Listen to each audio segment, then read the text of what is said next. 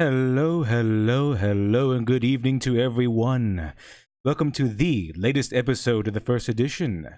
Now we'll be talking about one of the most infamous remakes of the modern era, the Netflix's remake of Death Note. So let's go ahead and get started, shall we?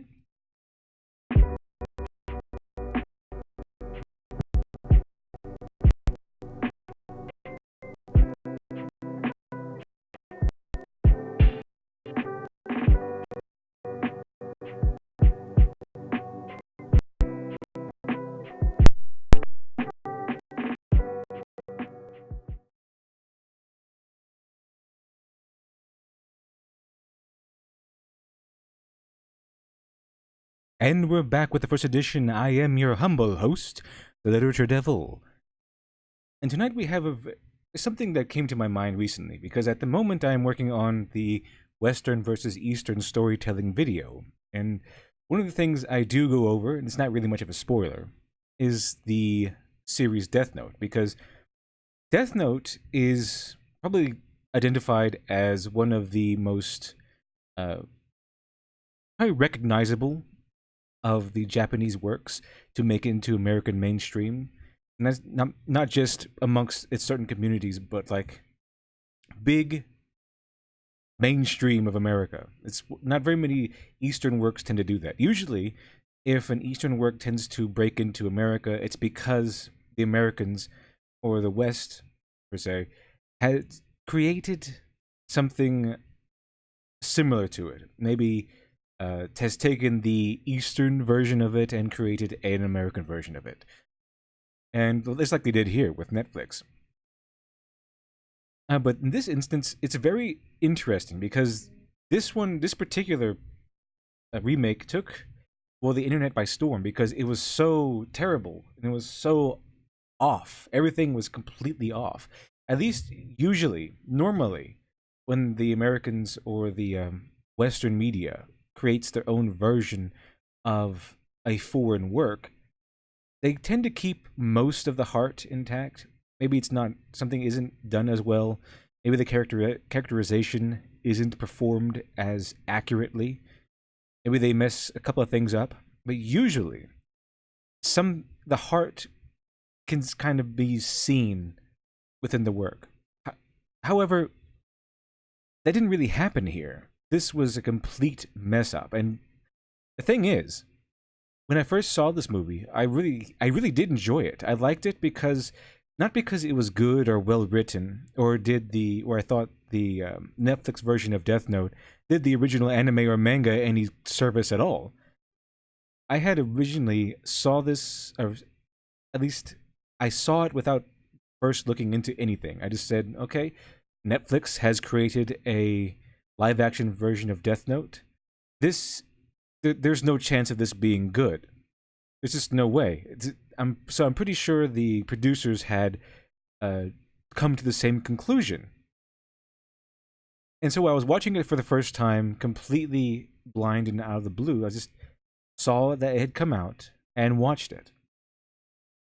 And so while I'm watching it, I just, something came to my mind and said, the producers must have known that this was a lost cause. They must have known.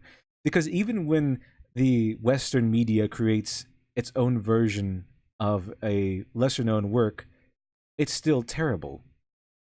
And when you take on a work with so much fan power, with so much weight behind its title and its characters, the hype and the expectations are cranked up to 11.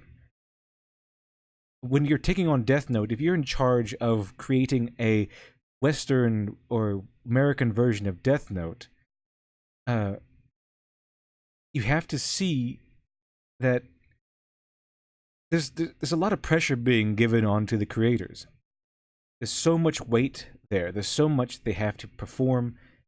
Even if they want to make a mediocre work, there's still so much they have to input and so much they have to get right, just to stave off most of the fan backlash. But when I saw the live action version of Death Note from Netflix, I said, there's just no way they're going to produce something that the fans would find at the very least adequate. There's just no way. And so while I was watching it, I saw, like, well, at least at that time, I had come to the conclusion that the creators and the producers and all the people who worked on the project must have come to the same realization.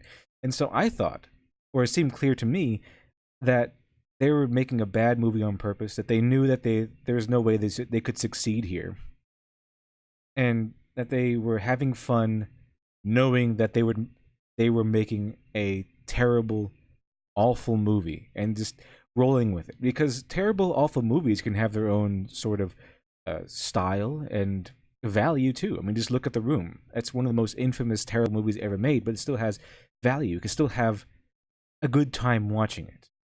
And that's what I thought they were going to do here. That's what I thought they were trying to do anyway.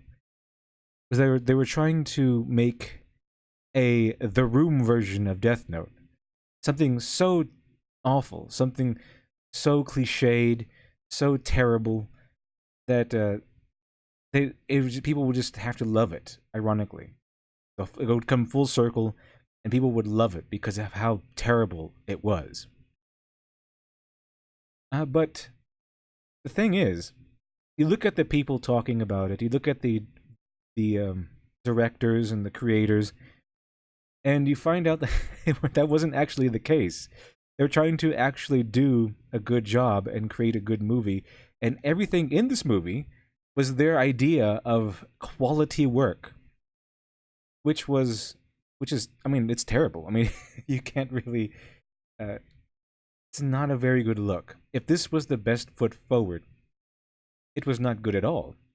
These people should probably find some other things to do besides movie creation, or at least American adaptations, because this is not something that people would like. This is not. They didn't keep the heart intact at all.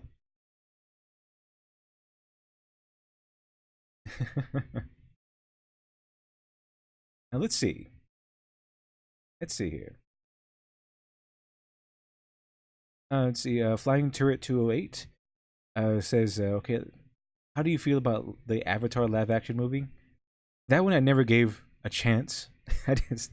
There's no way that Avatar, The Last Airbender, would make a great live action movie, especially not in the hands of Hollywood. Hollywood seems to be messing everything up. So Hollywood is kind of like a disease. They make a zombified version of anything they adapt. So if they make an adaptation of something, usually it's going to be at least maybe at least 50%, maybe 75% on the good day of what they adapt. Normally it's 50% or below of carryover from the original product to what Hollywood wants, because Hollywood is filled with crazy people. They are the kind of Hollywood is filled with these arrogant crazies. They say, well, this obviously works. People love this IP, but you know what would be really good if what we did with this IP? What if we took it and destroyed everything about it, and then we just made our own thing, and then we just put the title of the IP on it, just slap it on there, and then they created Super Mario Brothers. So then they did that. They usually do this with every single original IP. I mean, if you look at Jack Reacher, you look at the Jack Reacher movies, they're fine. I think I own both of them. That's basically because I like the books. I like Lee Child. I like his works. I like Jack Reacher as a character.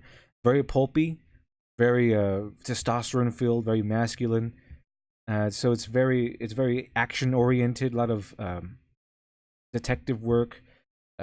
I think one quote is that Jack Reacher is the action hero for the thinking man. So it's a lot of brain work and a lot of action put together. So the books are great. So I watched the movies, and I really, really found the movies to be fine. As expected from Hollywood, they were hollowed out, watered down versions of the original, but they're fine. I mean, I own them. They're okay. They're watchable.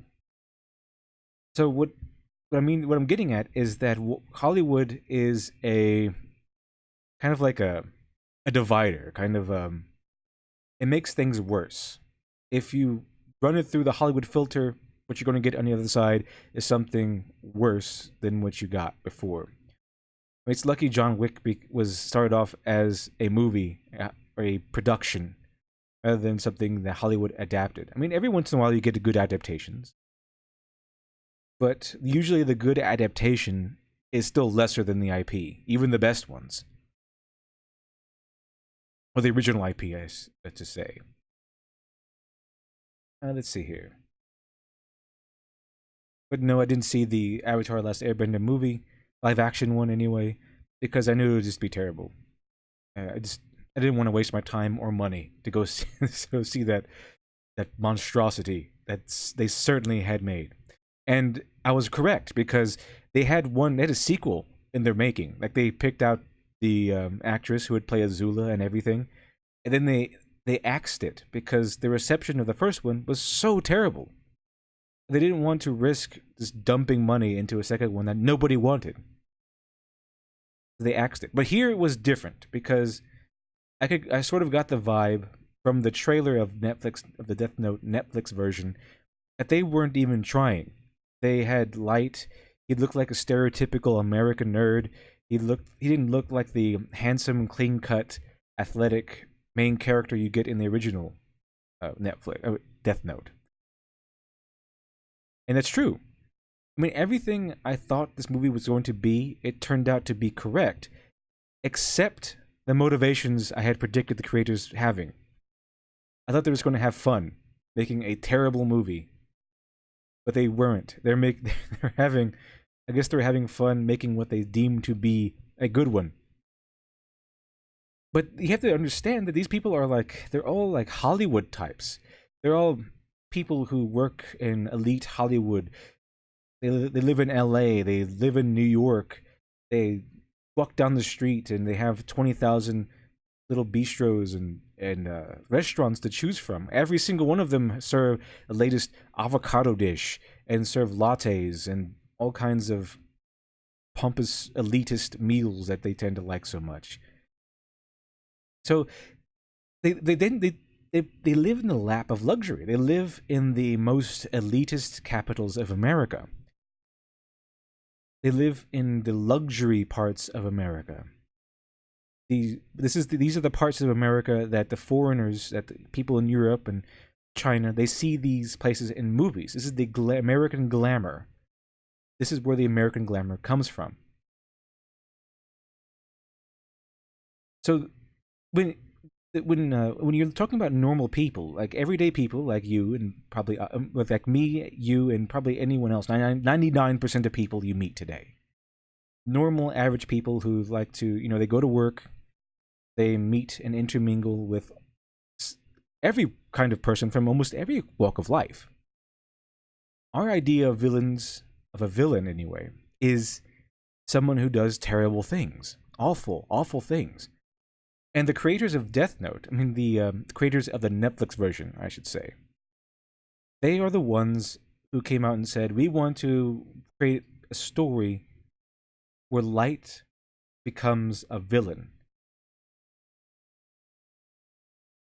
Now, what do you think a villain would look like? Apparently, this is what a villain would look like through the eyes and filter of someone who lives in American glamour. And in their version, in their eyes, a villain is someone who votes Republican. So in their eyes, a villain is someone who wears white after Labor Day.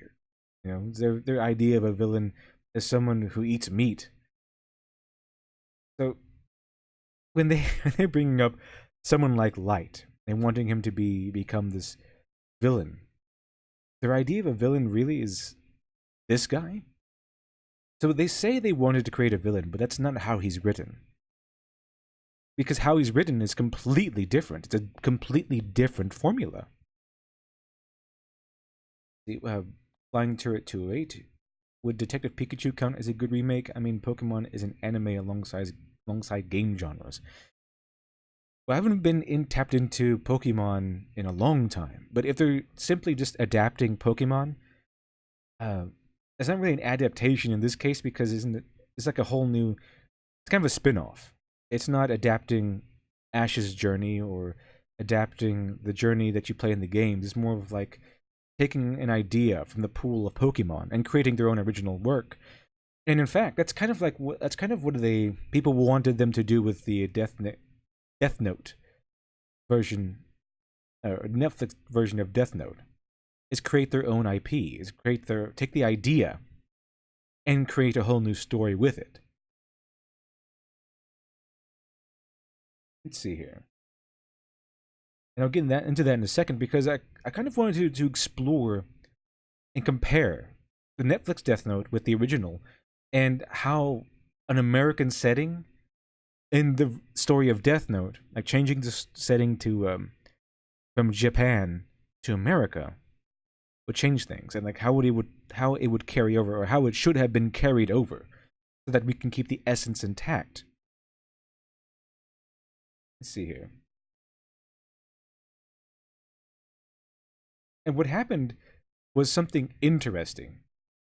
What happened was something very interesting because the creators, they kept going on and on about creating something new. How their arrogance was clearly on display. They said, "Oh, that's the old version was terrible. I mean, you had a light was being manipulated by, what do they say, electric waves." They said, "Oh, this is not how we were going to do it. We're going to do it the right way. We're going to have to do it the real way.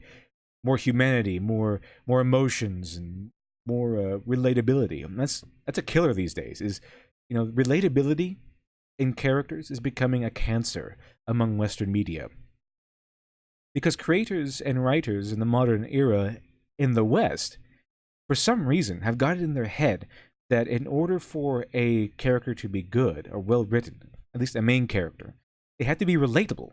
That's not true at all. People love Light. People love L. The originals, anyway. Not the Netflix versions. They're terrible. But the original L and Light are both beloved by not only the normal anime fandom, but they're also beloved by the American mainstream. People who have heard of Death Note. Many people have heard of Death Note, and they love L and Light. And L and Light are not relatable at all. L is a super genius. Maybe L might be more relatable because he kind of sits in a room all day and is on the internet. So maybe he might be relatable to a lot of people. But Light and L, as they are characterized in the original, aren't really relatable because they are larger than life characters. Both of them are supremely intelligent. They are out of this world intelligent, and they are able to play this elaborate game of chess against one another. And so this is not, so what we're getting at is that relatability isn't exactly necessary. Usually you would want relatability in stories like a romantic comedy, something that the viewer is meant to slip into. Okay, usually when you have, I'll call the character the pants archetype. It's a character of a bland, sort of empty character that the reader can just slip on like a pair of pants. That's when you want relatability, or something along the lines of the action thriller formula when it's centered around an average Joe rather than a veteran or professional. They want the audience or reader to relate with the troubles in the everyday life of the average Joe. Maybe he's like an office worker. Maybe he sits in the office all day, has a 9 to 5 job, has a mortgage, has a car payment, all the stuff that a lot of people go through in everyday life. And then because then after that, after you relate to this guy, you can kind of see yourself. How would you react? How would you act when you're getting thrown into this international conspiracy? Maybe he walks out of his house one day and sees someone get shot, or maybe he walks out of his house one day and the delivery man, or the terrorist disguised as a delivery man, accidentally drops off the MacGuffin at his house instead of the target house, and then all of a sudden he's thrown into this international conspiracy. That could happen to anyone, and it did happen to anyone because in that scenario, that guy is everyone. He's the faceless everyman. So that's when relatability would be on point. That's when you would want a character to be relatable. Is when the scenario would be improved, or something is requiring that the audience relate to the character. So you have that in romantic comedies, or romances in general. You have that in the thriller when the main character is the average everyman. I mean, even in The Boys, right? The Boys, I talked about that, I think, last week. Garth Ennis's The Boys. You have the character of Huey. And Huey was just an average person, and he's dragged into this sensational world of superheroism, this the dark underbelly of superheroes. And so, in that scenario, when you're looking at The Boys, and in that scenario, it's required, or at least the story would be enhanced if the audience related to Huey. So, what is Huey? He's kind of he's small. He's kind of the everyman. He's not spectacularly uh, exceptional, and he's not below average. He's average pretty much in every way. He fell in love. He's not rich. He's not poor. He's he's the average person. He goes through what average people go through. And then he's thrown into the sensational world of the dark underbelly of superheroes. So that's what, in that scenario, it would be required, or at least helpful, if the audience related to that person. But when you have a series like Death Note, when you have a series where two opposing sides are playing a game far above everyone else, it's when you have to have both sides capable of extraordinary maneuvers, being able to outthink and think of things that no one else would think about. For example, in Sherlock, you don't need to have Sherlock be relatable. You need him to be the Superman, the larger-than-life character who comes out and solves things that no one else can solve, that can fix problems no one else can fix. You need the character who is able to do these things.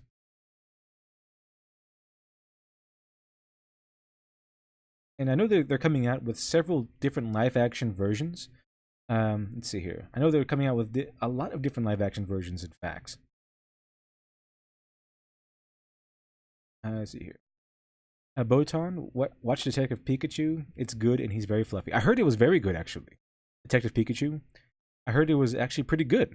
Just like Into the Spider-Verse. And for some reason, I've seen some people dislike Into the Spider-Verse. I think Timothy Lim said he didn't like it. The guy who makes what was it called? The Trump comic. My Hero Macadamia. That's it. He makes My Hero Macadamia and Donald Thump, the little picture book, the first 100 days. I think I saw him tweet out that he didn't like that movie. I'm not sure if he was joking or not, but I have seen some people say they disliked Into the Spider-Verse, and I really like the movie. It's my favorite Spider-Man movie, in fact, for several reasons. Maybe that should be another video all on its own. Let's see here.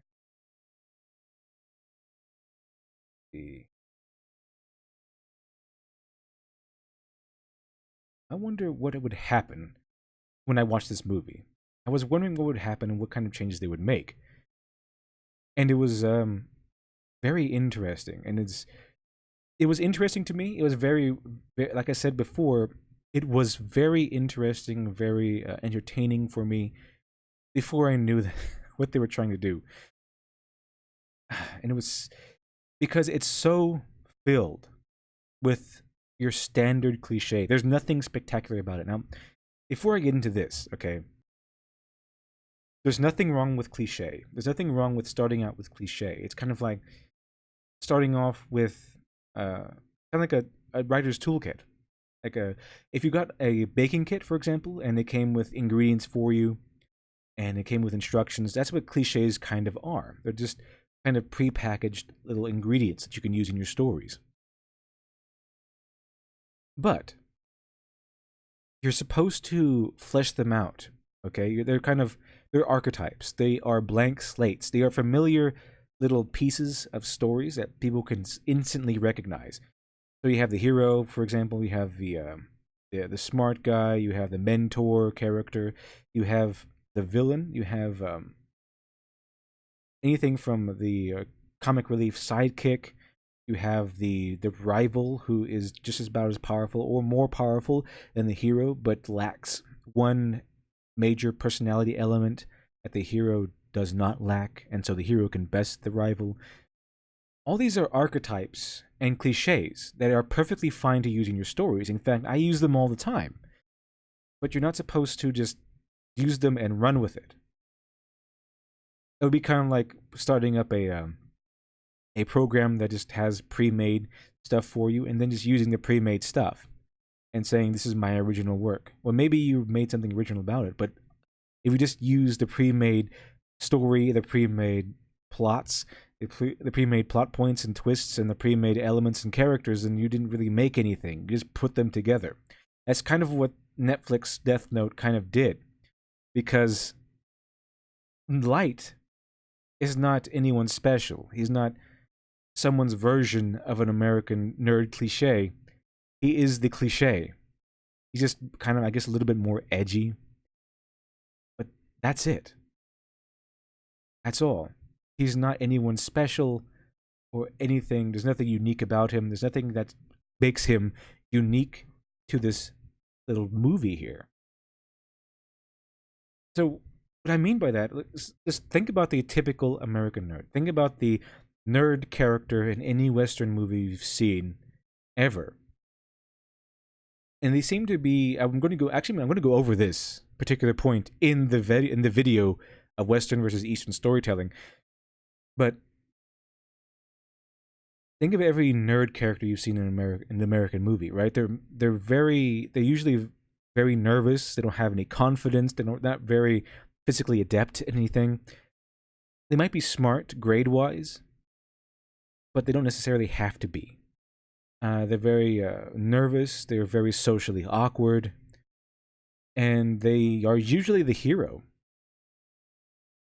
Now, Light is pretty much this. He's this character, except no glasses, because they usually have to have glasses, but the Light doesn't.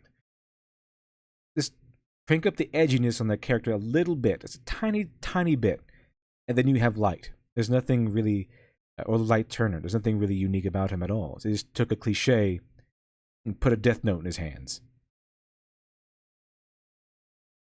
Wyatt Warrior, what do you think could have made the live-action remake better? Well, as a matter of fact, I plan to get into that. So let's go over the plot points they did change. What happened in this movie?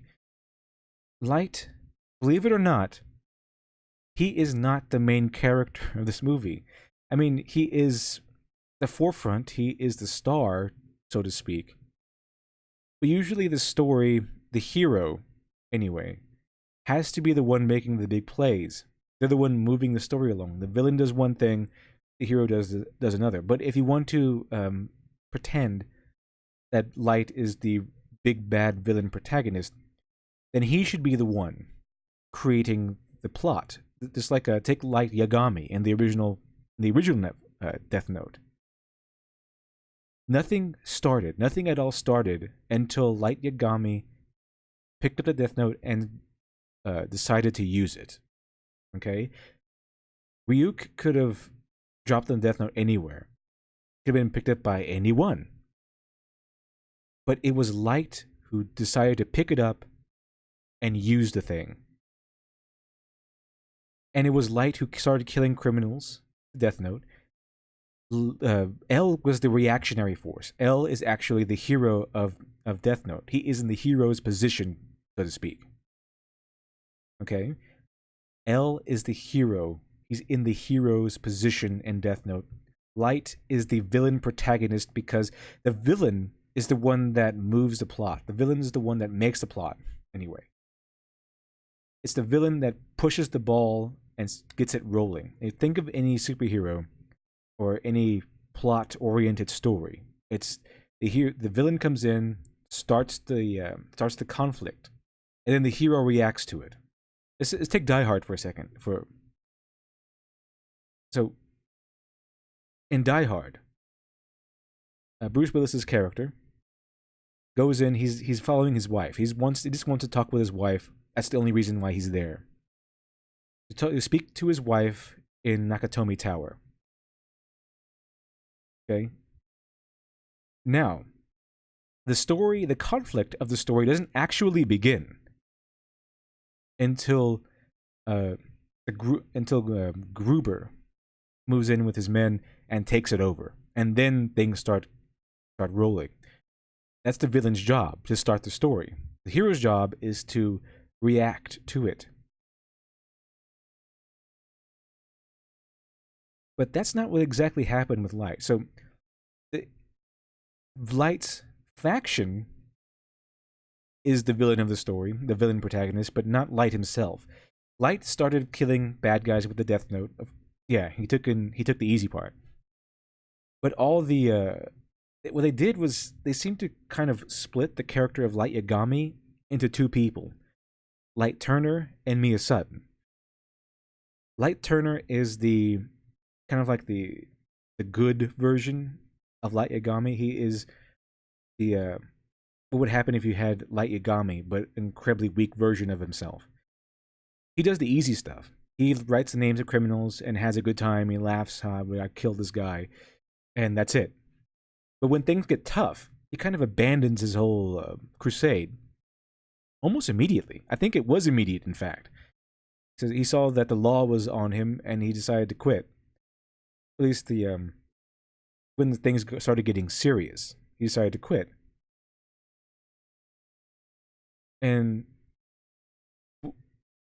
Mia steps in and says, "No, we have to handle this." She's the one that says, "Okay, we have to kill the FBI agents." And Light says, "No, that's wrong. We can't just kill the agents because they'll know it's me." And Mia Sutton says, "Well, yeah, that's why we have to kill all of them." He's like, and he's horrified by this. Light is horrified by this. So, in this version, in Netflix's version, they decided to have Light be the guy who picks up the Death Note and starts using it until things get tough. Then he quits. And Mia Sutton is the one that represents the cruelty of Light Yagami.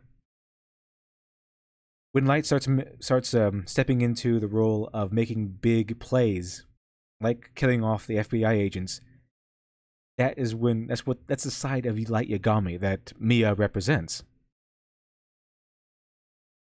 So I think that's why I said that they're not trying to make a villain here. They're not trying to make Light as a villain. They're trying to keep him as the sympathetic main character. Because when you look at it, they're trying to keep Light they're trying to keep blood off of his hands. Now, he kills about 400 people. Before and after he meets Mia, he kills about 400 people willingly. But that's the easy stuff. That's just him watching TV or looking on the internet and then writing in names. But when he has to do the hard stuff, he backs down. And so this actually fits with the stereotypical version or archetype or cliche of the American nerd. They don't really like confrontation. They kind of back down. And that's usually because the American nerd archetype is usually played into the arc. The American nerd archetype usually has the arc of starting off as a weak and not very assertive, not very strong or confident individual. Then over the course of their story, they become strong and confident and more powerful, more able to handle things. So when they wanted to make Light Turner this, it doesn't fit because this isn't the time or place. Death Note is not the time or place or story to have a nerd going into a more confident version of himself storyline. We need someone who's on top of their game already, someone who has already gained all the confidence and is ready to start killing off bad guys and then maneuvering things. And it'd be bad enough they left it at that. It would be bad enough if they left Light Turner this weak little boy. But they didn't.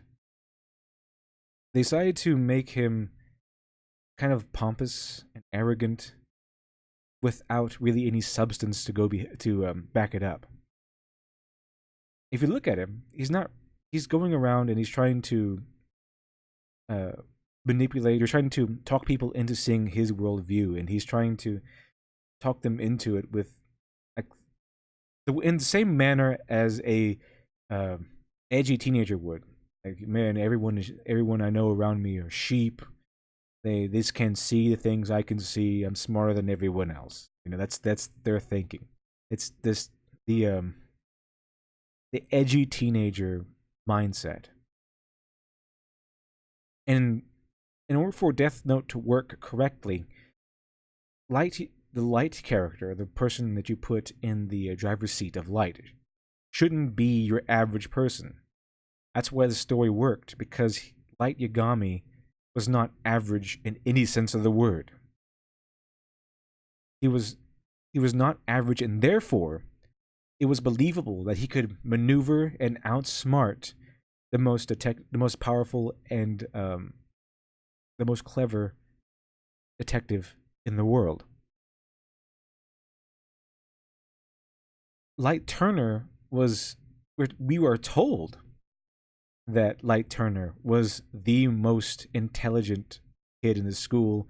He's exceptionally bright. We're told that. We're not shown that.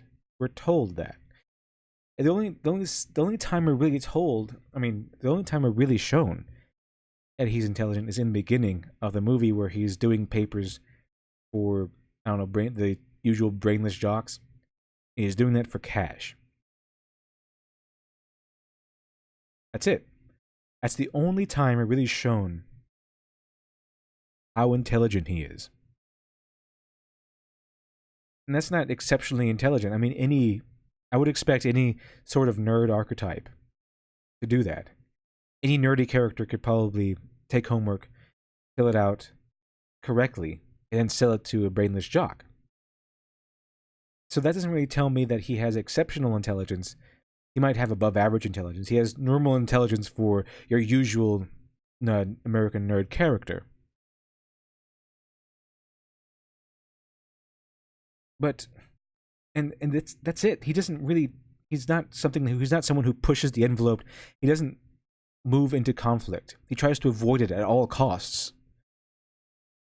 And he tries to stay away from murdering Watari. I mean, don't even get me started on the fact that he could just write the name Watari, and it would work. And I'm not even going to get started on L, because they just destroy the character of L. He's not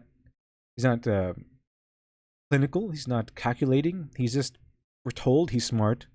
We're told that he can break big cases, but he seems to fly off the railings like an insolent child. And you know what I came up with? You know what the conclusion I came to is that Light and L in Netflix, they are portrayed as realistically as someone from Hollywood would portray them. In other words, Light and L in the Netflix version of Death Note are SJWs.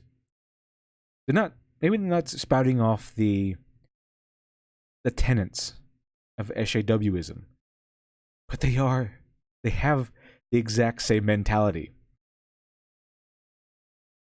The Boy Enthusiast, Light Yagami in the anime, is already as scary as Macbeth and was using Misa for his own gain, while Light Turner is a weakling with a Lady Macbeth Mia really pulling the strings.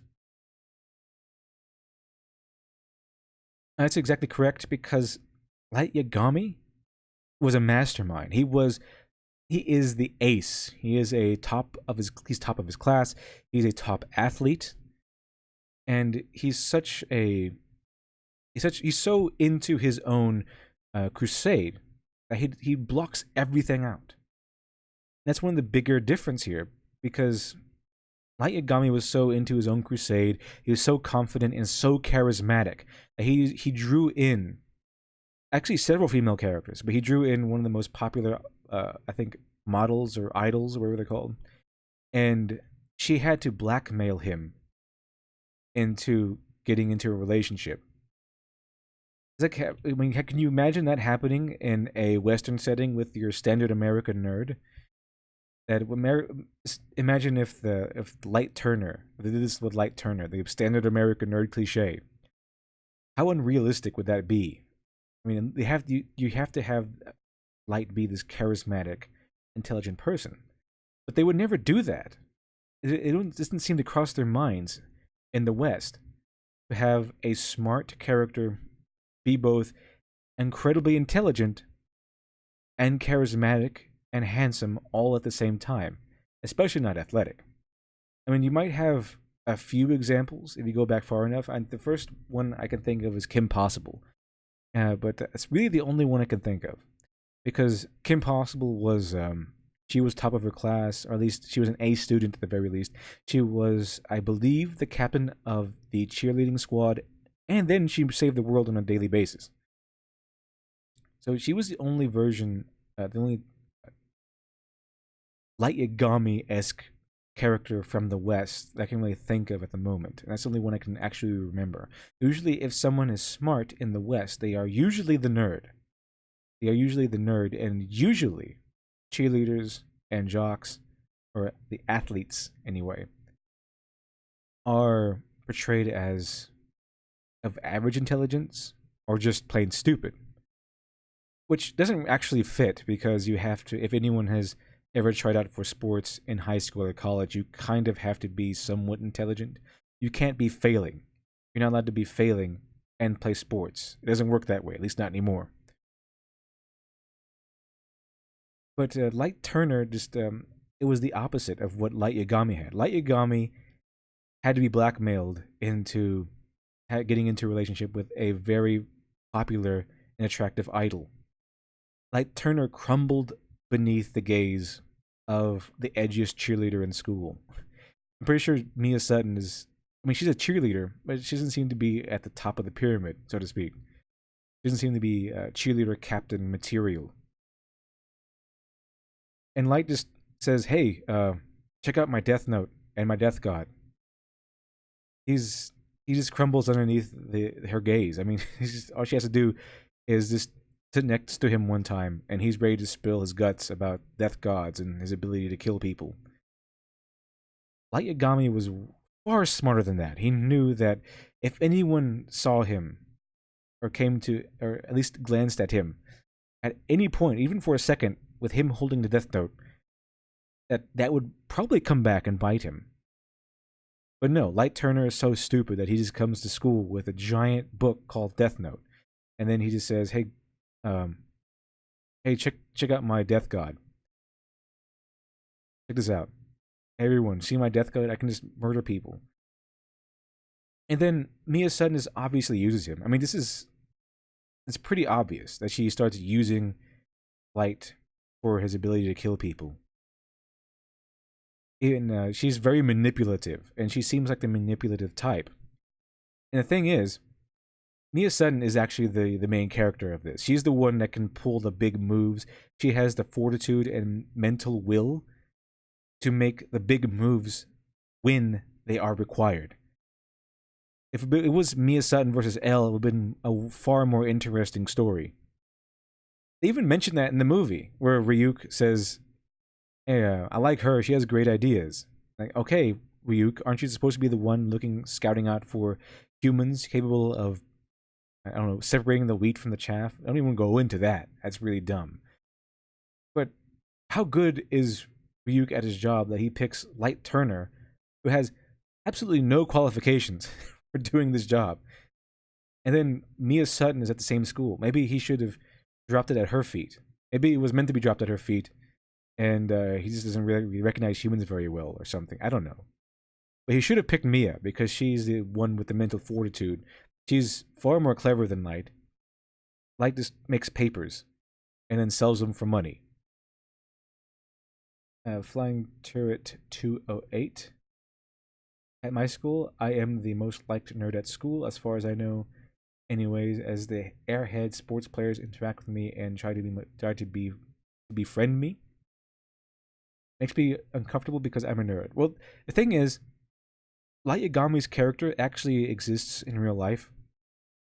Not every person who's smart, not every person who's a geek or whatever you want to call them, who might be into something. Not every one of them is a nerdish type. They don't fall into that nerdish archetype.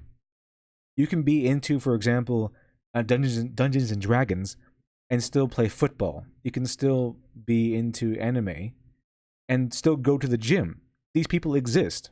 You can still be a geek, so to speak, and still be charismatic enough to get people to like you. This exists. It's just that the writers, for some reason, seem to be in unison. The writers of movies, anyway, seem to think that if you're a nerd, if you're a geek of any kind, you can't really be socially adept in any way. You have to be this socially awkward loner. And it's not exactly true. I mean, there are those people do exist, but it's not 100% of geeks and nerdish people.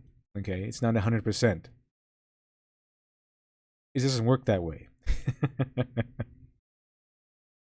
Getting back to the earlier point, when they have this version of live action Death Note, they changed a bunch of things, and a bunch of things that were obviously upsetting to the fans. I mean, if they wanted a true Western adaptation, this was absolutely upsetting. Like I said, the only reason why I wasn't upset was because I thought it was going to be shameless fun. Make a bunch of producers and directors shamelessly making a shamelessly terrible movie and having fun doing it because they knew there was no chance. There's no chance at all of it being good in any respect. It would have to be good ironically, like The Room. But they didn't. They were so arrogant that they didn't. And their idea of a villain is not the normal person's idea of a villain. And they don't see that in their eyes, Western characters have to be relatable. Same thing tearing down Marvel. Your main character does not have to be relatable at all. Not ever. The main thing your main character has to do is be good at their job, be someone who can take on the immense problems demanded by the plot. Sure, they can have some sort of relatability. They can be human. They don't have to be. But the main requirements is that they have to be capable. They have to be strong. They have to be willing. They have to be the person capable of leading the charge against the plot's problem, beating the villain. So, I mean, what would it look like if, in some bizarre alternate universe, that Hollywood dropped one of these great franchises into the hands of a person who knew what they were doing, or at least a person who could respect the essence of the media? What would happen if, I don't know, in some bizarre universe, some probably bizarre universe almost beyond imagining, if Hollywood took one of the most famous IPs to ever come out of Japan and hit the mainstream American media and dropped it into some hands that liked it? What would happen then? What would happen if a fan got a hold of Death Note? Decided to, okay, we're going to put this in the West. We're going to keep the story the same, but set it in the West. Now, that might not be me, but we can just see what it might look like. What should have been kept the same? What could have happened? Okay. Let's see here. Samuel Dresden, the Alan Turing movie with Cumberbatch, sounds like you're saying about the West nerds. They left out Turing's athletic proclivities because that's weird for a nerd. Yeah, you can't in the West. You can't have nerds being athletic. A nerd's one job is to be a nerd. Maybe not even necessarily smart, but as long as they have to be socially awkward, they have to be lacking in muscle of any kind. They can't really be physically adept in any way. They might be a straight A student, but usually they just have one competency, and it's usually something along the lines of pop culture competency. That's it. I mean, that's the usual stereotypical American nerd archetype is usually for the American nerd uh, character development plot. They get better, they get more competent, they get more confident, and they kind of grow into themselves. Especially if they're a nerd in high school. So I mean, look at Kick-Ass. That was a great, that was a really great story, especially if you read the comic. But he was a stereotypical American nerd. But his archetype was the American nerd set in your stereotypical American nerd character development arc. He starts off as there's the usual things I've just listed: not very confident, socially inept, very few friends, etc. And then he becomes a superhero, at least in the superhero version of that world superheroes. And then he grows into himself. He gets more confident. He starts taking control of his life. He's able to improve. That's where that archetype fits. It does not fit in a story like Death Note. Let's see here. Flying Turret 208. The most athletics I do are Scouts BSA. Hate that setup. And maybe exercising my legs on a skateboard or motorcycle to head to a friend's house.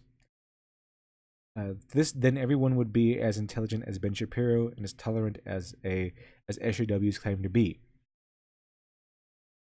Sean Nicholas, would you say that the reason you don't like Death Note is because they don't give you any reason to develop any empathy towards the characters, or is empathy similar to relatable? Well, empathy is a little different than relatability. Empathy, you can empathize with someone you don't relate with. You can be an alien who has suffered some great loss. Usually, empathy comes in when a character has received something that throws off the balance. For example, if you have a character who kills like 20 innocent women and children out of cold-blooded malice, and then he gets shot himself, you don't really empathize to that guy. You say, okay, he got what he deserved. But if you see a guy come out and he comes home to see his whole family murdered, that is something you probably empathize with him. You don't have to know anything about the guy. You don't have to even relate to him. I mean, I guess empathy comes from relatability, because you can empathize with his loss or his suffering, because you can think about how you would feel if you lost someone you love. But you don't necessarily have to relate to the character to begin with. It's something that you relate to the situation. So if you want to look at it that way. The Board Enthusiast, what do you think of the Last Airbender levels of race bending of the characters in the movie? Like I said, I never saw the live action version because I knew how bad it would be. I could just sense how bad and how terrible that movie would actually be. I've also heard that they did the same thing in Legend of Korra, another show I haven't seen, because I also, again, knew how terrible that would be. But, I mean, I don't really care about the races. I mean, if you wanted to add race, I mean, in a live action movie, you have to have races, because people, I mean, you have to draw from somewhere. But in Legend of Korra, they didn't have to. Again, I didn't really care. I don't really care about that unless I can sense the malice behind it. I even have that on my Twitter bio. I'm at the mock malicious nonsense. So if it looks like an SJW thing, but there's no malice behind it, I don't really care. It's the malice that the power of, or at least the intent of the malice behind something, behind an action. It's the difference between, I want to write a character who's not white, and I want to have a character who's, I don't know, Hispanic, for example, because no one writes about Hispanics. Or if I just want to write a Hispanic character, original Hispanic character, and it's a difference between something like that sentiment, and I'm going to destroy white people by writing a character who's not white, just so that they can be better than them. See, it's difference. There's a difference here. On one hand, I want to create a character because I like this character. I want to uphold something. I just want to have something there that will push someone up. The other hand, the maliciousness is I want to push something up by pushing these people down and attacking these people. So if there's no maliciousness, I don't really care. But I heard in the Legend of Korra anyway that there was maliciousness. I'm not really sure. I didn't look into it. Let's see here. But if there was no maliciousness to answer your question, then it's fine. It doesn't really bother me anything at all. Matthew Kadish, welcome to the chat. The relationship between the antagonist slash protagonist is so important. And the Netflix version totally drops the ball on that relationship between which was so well developed in the anime. That's exactly true. What Death Note is mainly known for is the titanic clash between L and Light. And they dropped the ball on Light completely. They took away all of his aggression. They made Light into an idealized Los Angeles soy boy hero. It took away all of his masculinity. There's no masculinity in Light whatsoever. They gave it all to Miyazaki. What I mean by that is that Light has no aggression. He, like I said before, he has the mentality of a soy boy SJW, that he's all fine and willing to kill people and attack people with the safety net of hiding behind his Death Note. But when things start getting real, he crumbles beneath that. He crumbles beneath the tension and the weight of what he has done. So he has no masculinity. So what that means is that he has no aggression. Every time he has to take an aggressive stance, I mean, you could say he kills villains and that's aggressive. It's not really. Okay? Right? Taking a pen and writing someone's name in a notebook is not aggressive.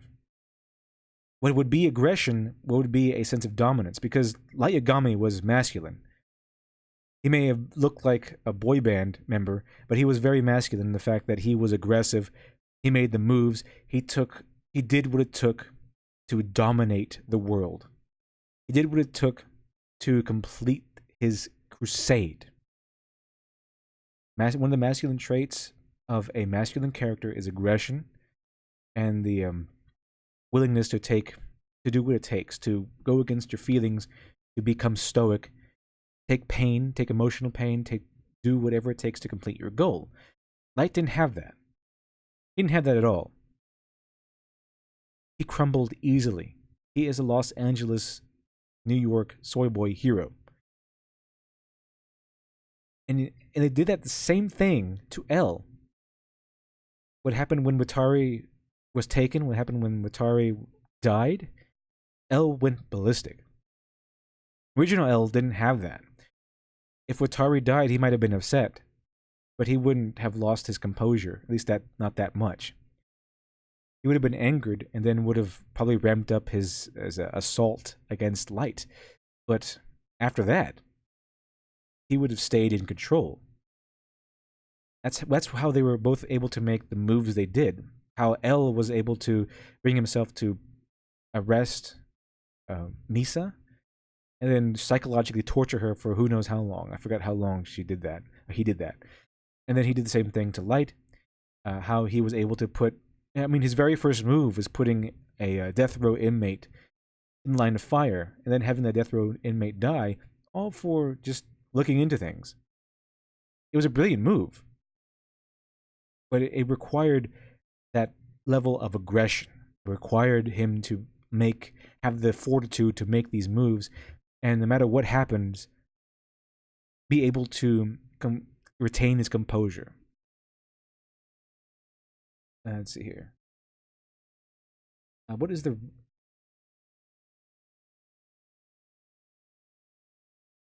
Samuel Jackson, the weird race thing in the Airbender movie was they switched around many of them, but didn't need to. Avatar is a global setting. It's diverse. Swapping them around isn't needed. If they didn't need to do that, then they didn't need to do that. But if it didn't really affect the story, then I don't have a problem with it unless, again, there's maliciousness behind it. Jayo Vider Stein, what is the real merit of localizing Death Note? Well, it would make it different for one. Because when you're watching the original Death Note, some things might be lost on the typical audience member of the West because there's a lot of cultural things. A lot of when you watch anime, when you watch Eastern works, there's going to be a lot of cultural differences and things that you might not recognize or things that might be foreign to a Western audience member. So if you recreate an Eastern work into a Western work, you're able to see or relate to it more because now the Eastern cultural identity has been removed, and now you have a Western one. So instead of having those anime moments where they're doing their little anime things, now it's just all Western. Like with Pokemon, you have instead of rice balls, you now have donuts. It's kind of that sort of thing. It's more you're able to identify with the movie more. You're able to recognize more things. You're able to ground yourself more into the movie because it's more familiar, I suppose. Not exactly necessary because, like I said, the original Death Note kind of broke into the American mainstream regardless of the cultural differences. But that would be one merit. That's why these works tend to be adapted. I mean, America even adapts works from Europe into American versions. I mean, if anyone has ever seen The Point of No Return, that is the American adaptation of Luc Besson's Nikita. Both are good. Nikita is better. The Femme Nikita is better. Let's see here. And then Matthew Kadish, the biggest issue with the Netflix version of Death Note is the rivalry / bromance between Light and L is totally mishandled. Yeah, because the both characters were botched completely. Now, Light is this strange average person with average intelligence. I mean, maybe above average intelligence, but he doesn't make any moves that would indicate that he is of any exceptional intelligence. He just seems average all the way around, or maybe a little bit above average in the brains department. We basically just had Death Note fall into the hands of your typical edgy teenager. It doesn't really seem like a Light-esque character. The relationship between the antagonist and protagonist is so important. The Netflix version totally drops the ball in the relationship, which has so well developed in the anime.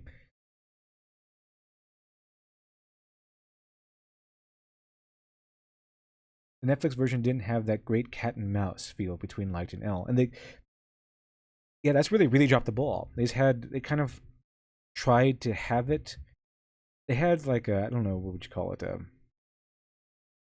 They had the appearance of a cat and mouse game, but they didn't have a cat and mouse game. There was no move and counter move. It was more like L did one thing and then Light did another thing. I mean, all the big counter moves on Light's end were formed by Mia, and Light didn't want to do those things. He wanted to just close the book and shove it away. So, I mean, I think even Light didn't even want to start doing the Light style stuff. Ryuk dropped the Death Note into his hands, and then he had to make an appearance, and then he had to shove the book right back into his hands, and then he had to coerce Light into actually using it. Light, as far as I know, until the very end, which was also dumb, doesn't make any moves. He's sort of reactionary, and when L is the hero, he's also reactionary. So they're just kind of reacting to each other's reactions. No one is being aggressive. No one is making this, being at the arrowhead. No one is being point. They're not stepping forward and making moves.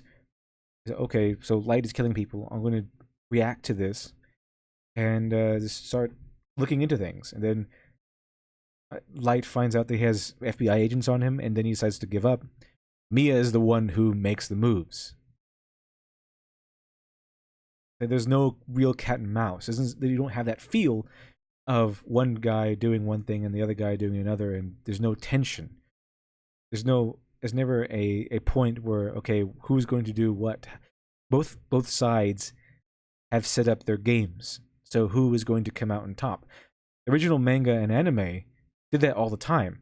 We got to see what Light was planning to do, and then we got to see kind of what L was planning to do, And then we got to see both sides face off against each other, and then the audience is left wondering who is going to come out on top, because both geniuses have laid out their plans, and now we're watching it come into play. Who has made the best preparations, and who has uh, outthought the other?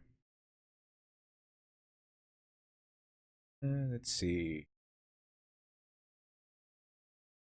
Same as Dresden, American Kid got that power politics would play into their mode of killing. That's exactly what I thought of. I saw this. Uh, if someone with that mentality, just I'm going to kill people until I have to face consequences, and then I'm just going to surrender all my principles. That's exactly what SJWs do. They're principled as long as they don't have to pay for being principled, as long as things don't get tough.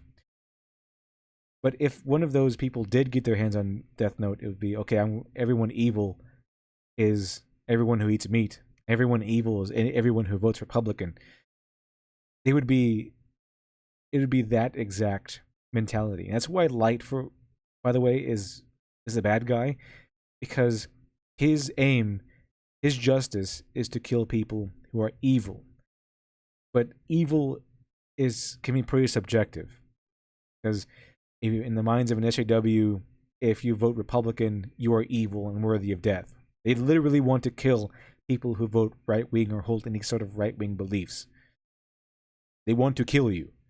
And if one of those people had gotten a Death Note, they would do just that. Now let's see what else. What else we have here?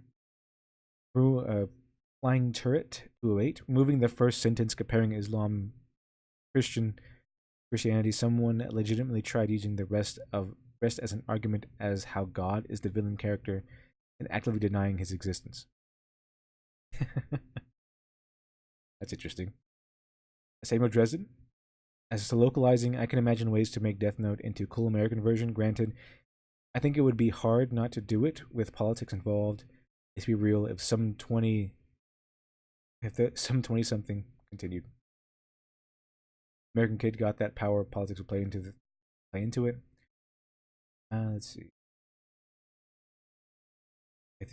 Matthew Kadish. Netflix L was so far too emotional. I wonder why they decided to change the characters so much from the anime. Well, as far as L being emotional, I think it again falls into the relatability portion. This plague of having characters be relatability as a mandatory trait. They say these people were arrogant. If you watch these people, the creators of Death Note Netflix, they are arrogant beyond belief. They say, okay, that may have been popular, the anime may have been popular, but we're going to do it correct. This is the correct version of how Netflix should be. I mean, how Death Note should be. The L is not going to be this robot, calculating robotic character. He's going to have emotions. He's going to react to things. He's going to fly off the handle. Because again, L and Light, they're SJWs. They have the SJW mentality. And I mean, have you ever seen an SJW get mad? Have you ever seen an SJW or an NPC, whatever you want to call them, come across something they don't like? They become incredibly emotional and upset at the drop of a hat. They have no concept of decorum or tact.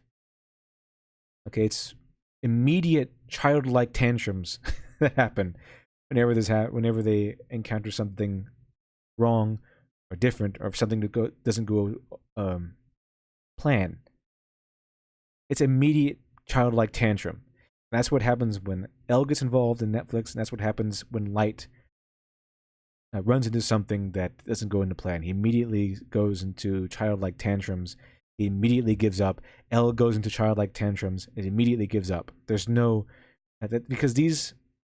because they're portrayed as someone from LA or New York who live in the elitist society of LA and New York.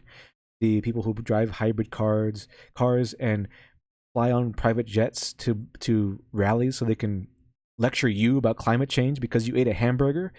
These are the type of people that wrote these characters, and to them, the way L and Light are portrayed in Netflix are how normal people are to these people. Normal people to them are just people who get outraged about everything, who just crumble at any sign of conflict or any sign of things going wrong. They get emotional the moment something doesn't go their way. That's why I think they did this, because to them, these characters are more relatable. And whether that's true or not, relatability is not something we need in Death Note. It's just not the setting for it. Not in our main characters, anyway. Maybe in tertiary characters, like if they kept in the FBI agent that the light killed, not even Ray Pember, but Ray Pember's wife. She could have been relatable. That way, her death would have been felt heavier by the audience, but not in the main characters of a story like this. Okay, even if you take it out of Death Note, the formula is a detective story, and it's more interesting. It's like a Sherlock Holmesian detective story. The Sherlock versus Moriarty, the two larger-than-life geniuses having at it at each other. We have Sherlock and Moriarty trying to outsmart each other in a game of mental chess, metaphorical chess. That's what happens. You don't need them to be relatable. You just need them to be larger than life and great. That's where the tension comes from. Let's see here. Samuel Dresden. Very true, just an example of there being value is adapting old or foreign works is done properly. Let's see, Flying Turret 208. Me, opposite of literature, poetry. Me, moments later, poetry is literature. The opposite is visual. Protect the meat-loving corgis. Let's see here. And Samuel Dresden, to be fair, if an immature right-leaning type got a Death Note, that would go similar vein, just in the other direction. Probably, more than likely. Especially if it fell into these hands of these edgelords. There seems to be like a pattern going along where these edgelord types, they tend to start off maybe far right edgelord types, edgelord anti-feminist types, and then at one point they have a quote-unquote revelation, and then they go the complete opposite extreme and become far left SRW types, and they wear shirts like Beta Cuck for life or something. I think maybe it's not a trouble with one side. It's more like a type of people who just want to be right. Like it might be falling into the fact or the same archetype as with the religious, like these crazy religious types who need an excuse to be terrible people, so they latch onto ideologies and philosophies that are seen as positive and good. They just latch onto it so they can say, hey, I'm part of this positive ideology. Therefore, I'm morally superior, and therefore anything I do is okay. Let's see here. Will you see Flying Turret 208? Will you have an auditory god as your counter or something? Sight versus sound. Could be. I had a book. I'd write on them and use the book in my forge to make a shield. Bernie Sanders so the burn can go cold, and then burn it alive so it's useful. Matthew Kadish. Sherlock isn't relatable though. Superhero characters. They're more interesting the more different they are from normal people. Example, the House character. Exactly. That's why I brought Sherlock Holmes up, because he's not relatable. He is this larger-than-life archetype. He is the Sherlock Holmes versus Moriarty. And that's what we need in Death Note. Not someone relatable. We need the Sherlock Holmes versus Moriarty conflict. These two larger-than-life characters who are extraordinary and unimaginably intelligent and talented at multiple things. Because Sherlock Holmes was also a pretty good fighter, even in the books. He was a decent fighter, and then I think he got better. And he was also a top-notch A-list actor, I mean, in terms of skill. And he was also able to, he was a master of disguise. He knew all sorts of things. He was able to memorize things easily. So he was a larger-than-life character. Death Note Netflix tried to make relatable characters, which was a big no-no because we didn't need relatable characters. We needed the Sherlock Holmesian character. We needed the Moriarty character. We needed larger-than-life characters who were beyond human imagination. These people who walk in and are able to do things no one else in the world can do.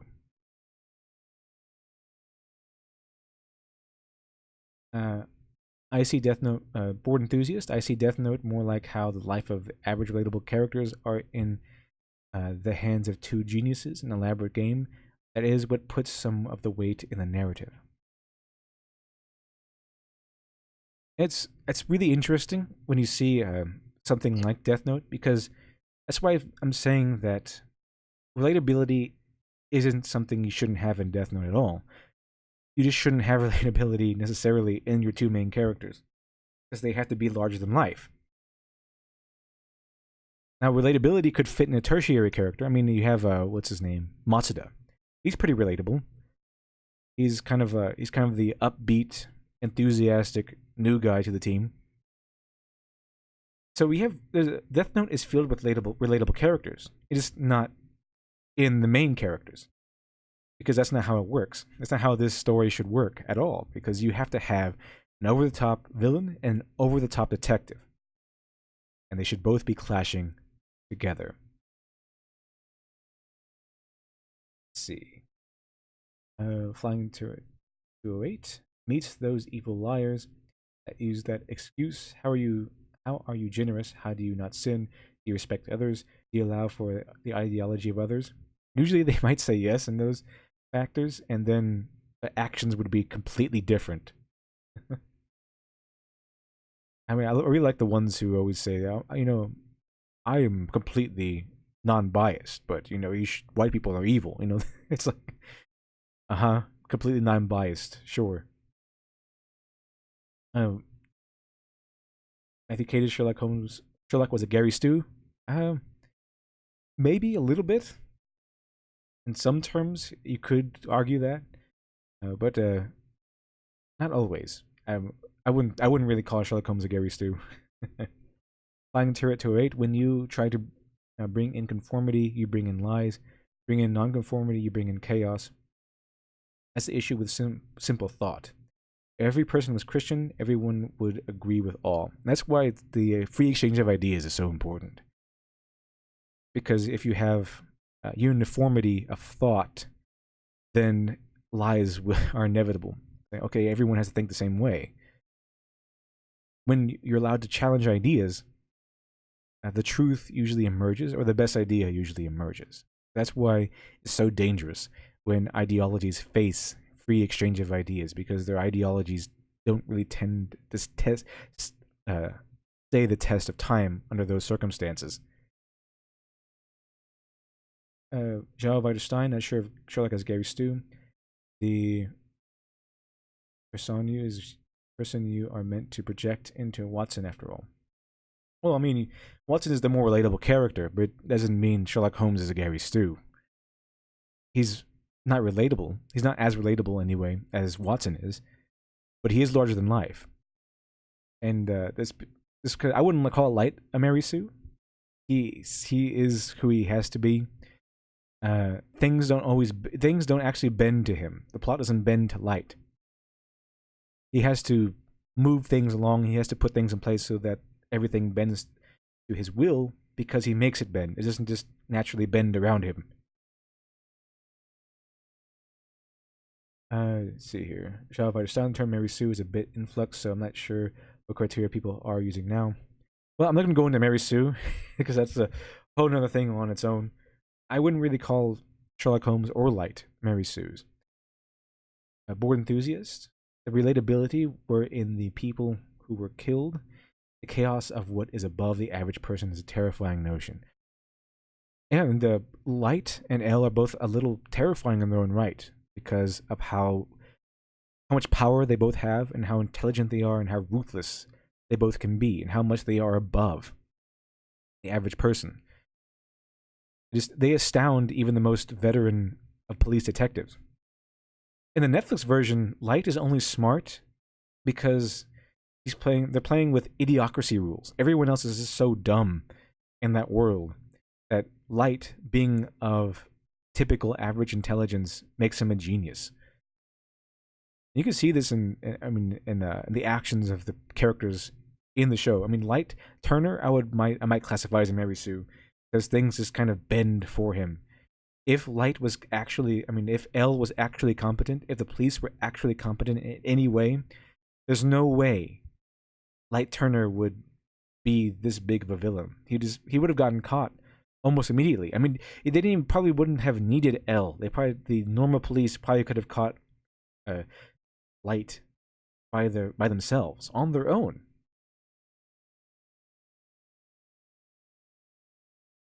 Samuel Dresden, Sherlock is way too abrasive and flawed to be Gary Stu. Too many people can't stand him personally, and he's a total addict.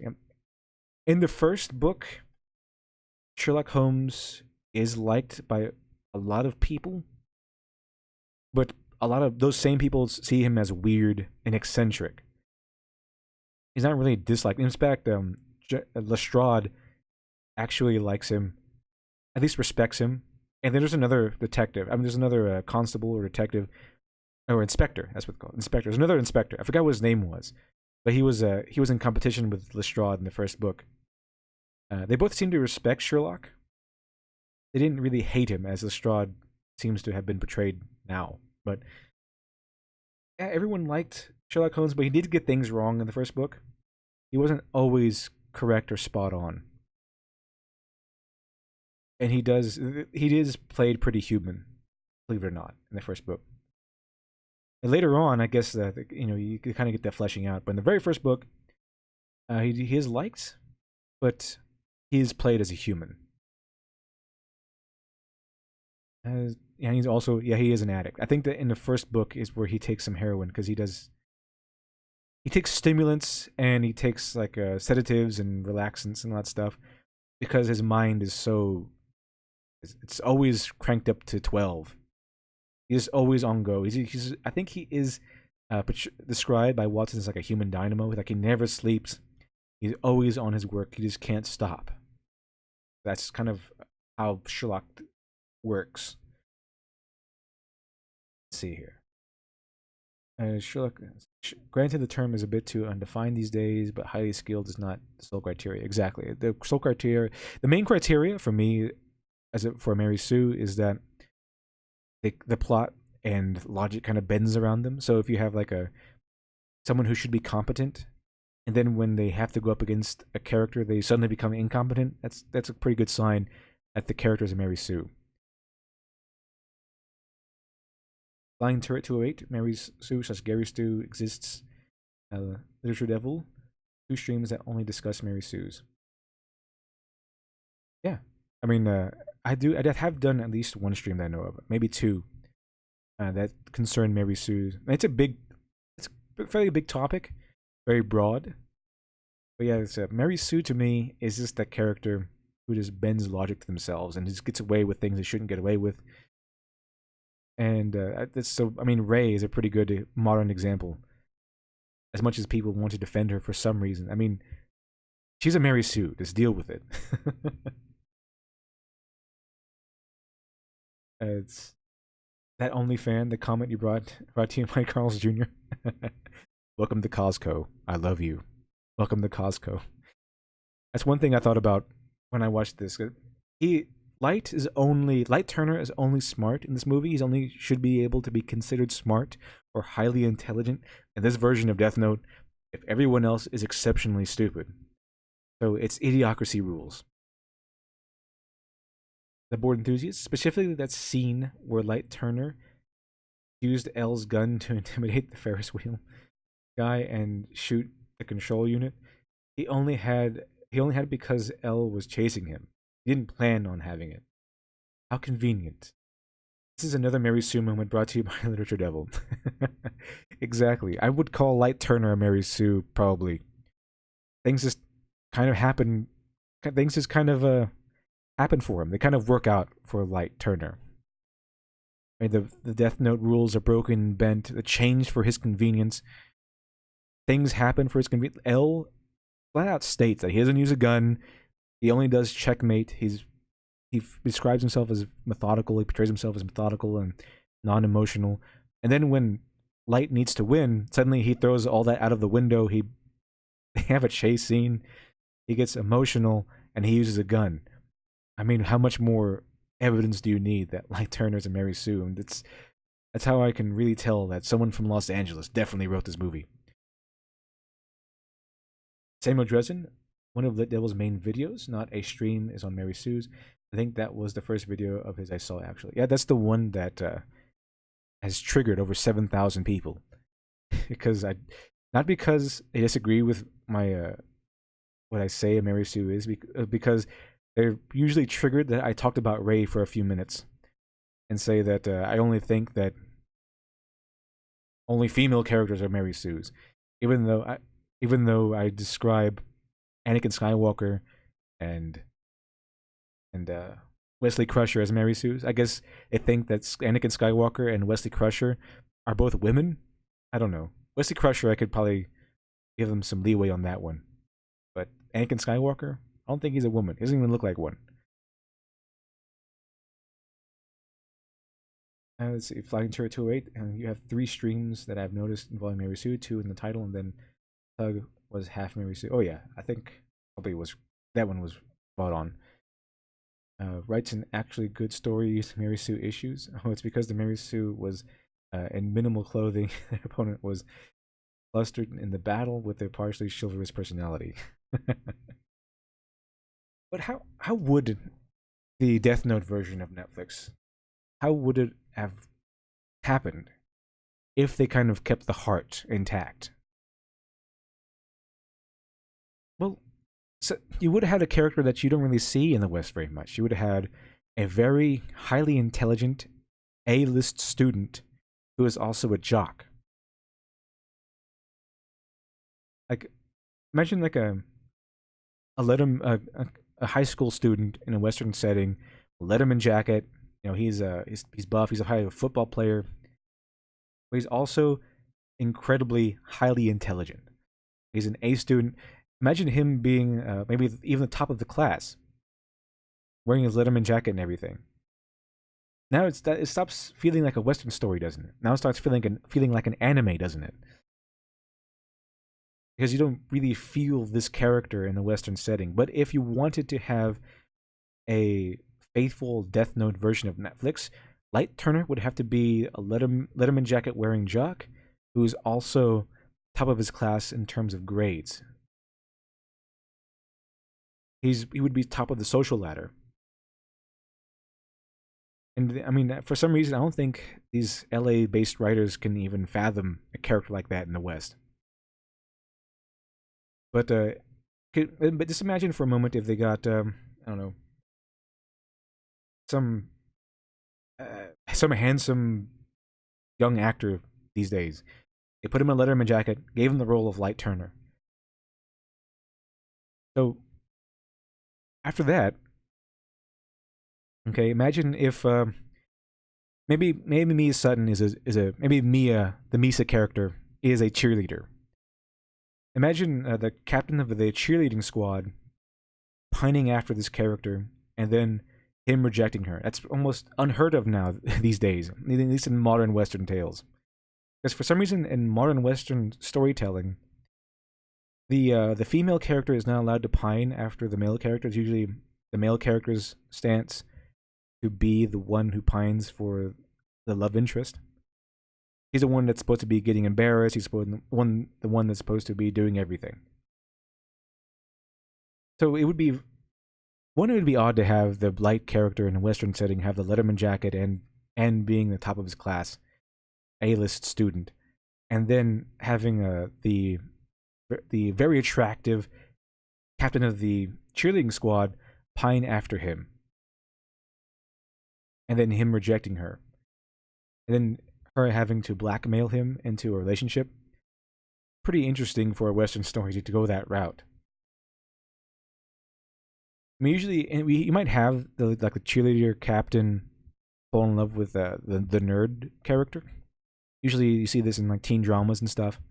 But he has to be the nerd character. He can't be the nerd character and then also a athletic super A-list student. He has to be the socially awkward, typical American nerd cliche.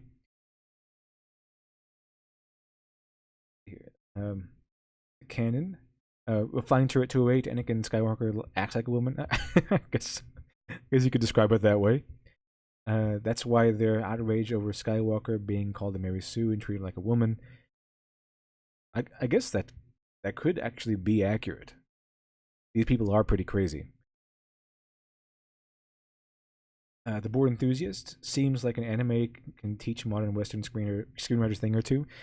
Because the modern Western screenwriters and I mean in the mainstream, in the indie sphere, Western writers are pretty good. They have a lot of good ideas, but in the mainstream, in the West, they have their archetypes and they stick with them. They seem to all come from one mentality, the LA mentality that you should all eat vegan and the only hero is the nerd archetype, and if it's a nerd archetype at high school setting in the West, then he has to have X, Y, and Z, and he can't have A, B, and C.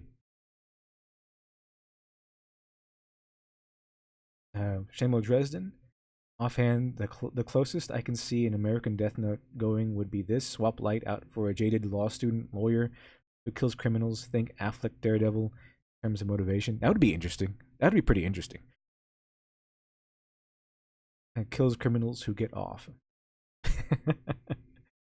I, I assume you mean who get off from their punishment.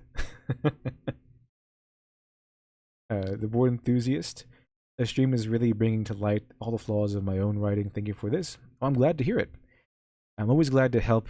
If any way I can help someone improve themselves or find some flaws in any way, then I consider this a success. Because I always want to see people improve. I want to see them develop. Because it's always nice to see the flaws in your own work and then work to change them. And I mean, the hardest thing about being a creative, about being a writer, is having someone tell you what's wrong with your work, because I know you put your heart and soul into it. But it's something necessary. Yeah, you should have someone critique your work. You should have someone point out the flaws, and it helps you improve, because you can't improve unless you know what you need to improve. And even though creating is more of an art than a science, it's something that there are some basic things that you can improve upon. And if I can help in any way, fantastic. If watching me helps you in any way, it's fantastic. Makes joke. That could be accurate. High pitched voice from far away from me. So not. I mean, oh come on. What that Anakin Skywalker acts like a woman? Yeah, that could be accurate. I mean, these people are pretty crazy. There are many times I've seen people make jokes about the NPC types, and then it turned out to be true. So it could be accurate. So they might be mad that because Anakin Skywalker acts like a quote unquote woman in their eyes, that me calling him a Mary Sue would upset them. So I would totally see that. I completely would not be surprised if that turned out to be the case.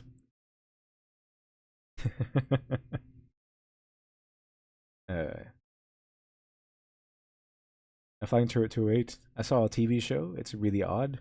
Not sure what's called, but it's on Investigation Discovery, and the main character goes doing extra punishment to criminals who get off easy to bring peace for the victims of the convicted.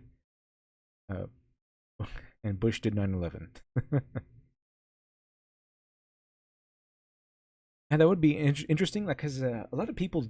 Another thing people took umbrage with the Netflix Death Note was that it was trying to do the same story of Light versus L. And I think it's because a lot of people were in the same camp as me, and that they knew that how terrible and how awful this movie would be, because they could never live up to the original IP. There's just no way. Not in the hands of American Hollywood. That would be an anomaly. I think you would probably sooner win the lottery than these LA writers giving us something of quality, an adaptation of quality anyway. But one thing that would be interesting is what if they did do an original story? Just have the same concept, but have an original story. Someone new get their hands on the Death Note, because there's a lot of interesting things you could do with the Death Note without having it become a detective story. What if someone got their hands on a Death Note and then they went up against a shadow organization? What if they went up against started doing the same thing Light did, but then organizations popped up that had code names? What if they went up against a Bond-esque villain who hid his face and used code names? What would happen? I mean, if it didn't have, you have to have the face and the name. What if the main character was pressured into getting the Death God eyes? There's a lot of things you could do. The concept of Death Note is interesting because it was placed in one type of scenario, which is L versus Light. But realistically, you could have a multitude of scenarios happen when you give someone a Death Note. It all depends on what kind of person picks it up. And Light just happened to be this ultra A-list student, this like the peak of humanity sort of person. He was his dad was a police officer, detective. He was basically the cream of the crop. So what if you had someone else pick it up? What if we did have an average person pick it up? What if you had someone like Light Turner pick it up, but had a whole nother story? What if he went after bullies, went after like teachers who were actually molesting students, or teachers who were trying to bribe students into various sexual favors or something?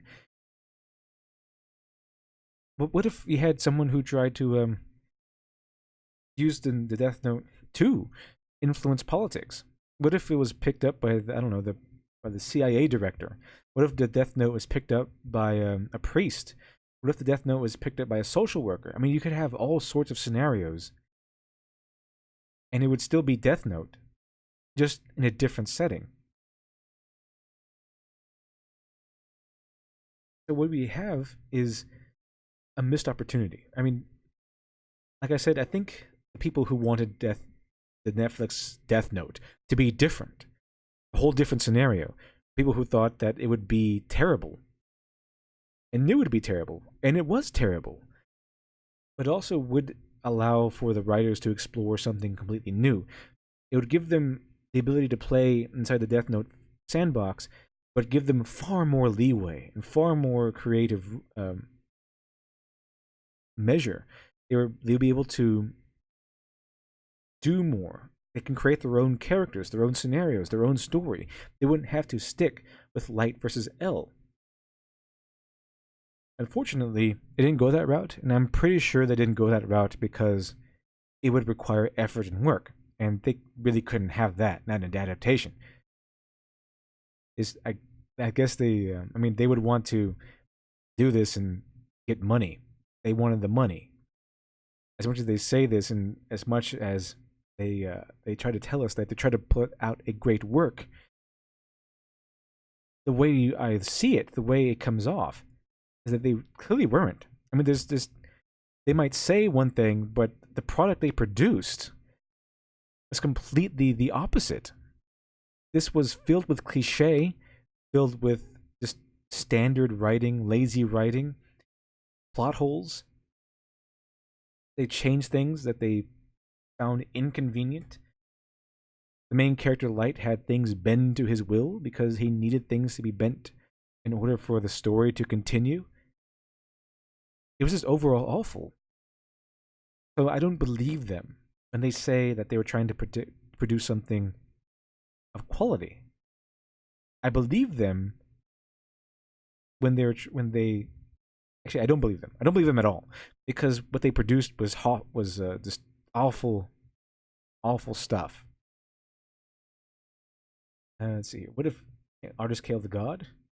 What if the Death Note was picked up by a former/retired felon/criminal? That'd be interesting, because up until now we just had the we just had the Death Note fall into people who want to side with justice, and how the idea of justice could be corrupted by the use of the Death Note. What we haven't considered is what would happen if a criminal got a hold of the Death Note.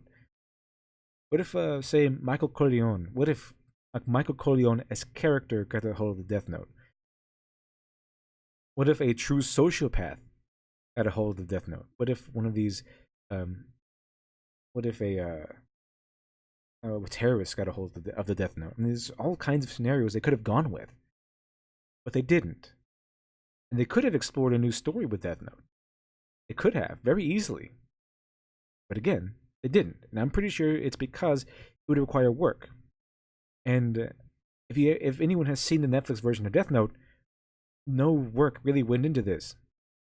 Except maybe the CGI guy. It was just generic.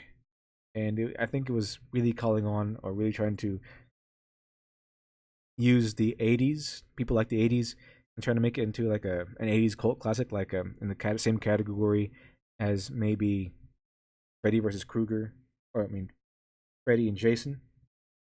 Freddy versus Krueger. Freddy versus Jason. And then Nightmare on Elm Street, Halloween. Those weird ones like the Leprechaun. I think they're trying to call upon the same themes and feel as those types of movies.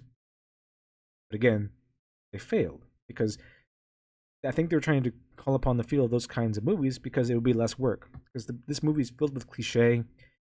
It's filled. They just copied and pasted the main points from the main series, from the original IP. They just put a bunch of already prepackaged items together and sold it off as the Death Note Netflix movie.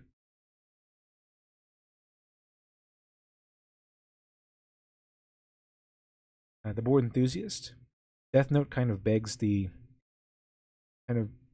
question: is it possible the Death Note can be used for good, or does what reveals the corruption in the heart of any user? Does absolute power corrupt absolutely? I do believe that the Death Note actually corrupts your heart because it's kind of like an evil product, and people aren't really supposed to be using it. But I think that's one of the other tragedies of the original Death Note is because Light Yagami starts off as a righteous, good-hearted person. He's normal. He's just really smart. But I think either it is a story of him succumbing to power, the power of the Death Note, or it's a story of him just succumbing to the power of his own ego. And I think the Death Note actually corrupts you. I think it actually corrupts you like a virus. It corrupts your heart the more you use it. But again, Light has that sensibility where he tries to. I think at first he tries to. He fights with himself. Should I use it? Should I even attempt to use it? Because in the beginning, to him, killing is wrong. And he kind of justifies it and tries it out. And he quickly succumbs to it and starts writing names. So maybe it was Light all along. Maybe Light was capable of that sort of evil. Or maybe it was the Death Note. We're not really sure. It doesn't really explicitly say how much is Light and how much is the Death Note. But it's a really interesting thing, a really interesting tragedy about Death Note series, because these are two geniuses. Because Ryuk dropped the Death Note into the world of humanity, two geniuses had to die. Two substantial, like, once in a generation genius. Two of them met in mental combat and destroyed each other. Just imagine what would happen if Ryuk didn't drop the Death Note. I think the creators of the original Death Note actually said that if Light never picked up the Death Note, he would have gone on to start solving crimes alongside L. That's a big tragedy there. That Ryuk actually dropped the Death Note in and forced Light and L to face off against each other and then have each other die. They kind of kill each other off. Two titanic geniuses wasted over Ryuk's curiosity. When what could have happened was Light and L working together to solve some of the most uh, some of the toughest crimes in the world. And that's a tragedy of Death Note. Could have had something great where Ryuk came in, dropped the Death Note, and destroyed the greatness that could have been. Samuel Dresden, as to corruption, I think the original Death Note covered that well. Light didn't start off bad. Hell, his first kill was basically morbid curiosity to see if it worked. He didn't think it would. Yeah, if I remember correctly, he didn't think it would actually work. He said, okay, this guy's bad. I'm going to try to see if this works. And it did. And then he started using it again, almost immediately. I'm not sure, again, if it was light or how much of it was light and how much of it was Death Note. Because maybe using it once corrupts your heart, or at least plants the seed. Let's see here. Arch Kill the God, the glory of the Green Goblin, playing Ryuk is his glorious. Oh yeah, Willem Dafoe is an excellent actor. I like his work and everything he's in. He was great in John Wick. He was great in The Boondock Saints. He was great in American Psycho. He's always great. He's a fantastic actor. Artist Kill the God. Power corrupts. Absolute power corrupts absolutely. However, he's the mindset that he's doing it for the greater good. Is possibly the worst kind of good one could strive for. And over the course of Death Note, I'm not really sure how much he believes of his own righteousness at the end of it. I think it might start off, Light might start off with him thinking that he's doing good. And then I think he kind of moves away from, I'm going to start doing good.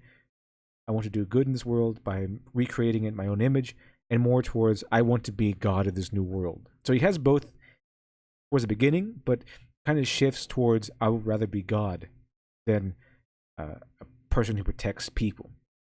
You get a sense of this, especially when he starts killing off FBI agents and cops and good guys.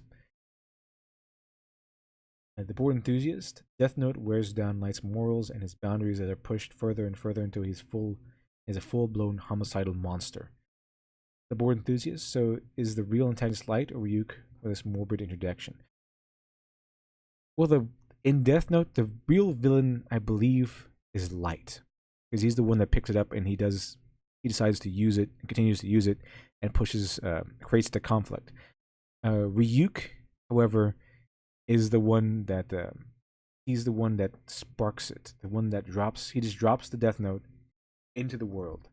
So while Light might be the villain of the main conflict, Ryuk is the one that starts it all. He's the one that switches fate. So he and Light together are both the villains of Death Note. This is that Ryuk isn't the main villain. He's not the focal point. At least not of the conflict. Ryuk is the one that sparks everything. So while Light is the main villain, Ryuk is not insignificant. He's the one from which all of these chains of events play out. So all together, Light, L, Ryuk, it's all together that plays out this fantastic tragedy, alongside a fantastic game of cat and mouse, alongside a look into what is justice.